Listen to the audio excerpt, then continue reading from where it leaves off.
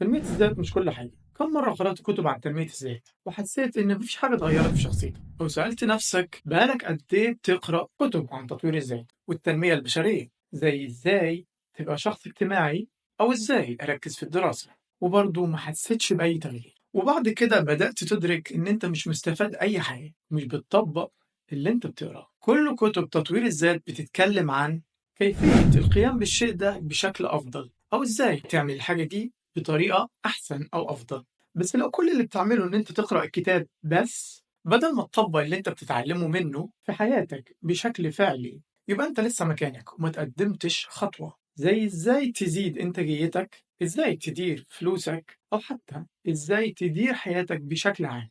ما بتاخدش النصيحة أو المعلومة وتطبقها بشكل فعلي على أرض الواقع. كتب زي الأب الغني والأب الفقير، أو العادات الذرية، أو فن اللامبالاة، وأكيد في كتب قرأت منها صفحة أو اتنين وما فتحتهاش تاني، أو حتى كتب اشتريتها وما قرأتش فيها ولا صفحة، وإنك اشتريتها بس لأن عملية الشراء بحد ذاتها بتعلي عندك هرمون السعادة الدوبامين، وبتحسسك إن أنت سعيد مش أكتر.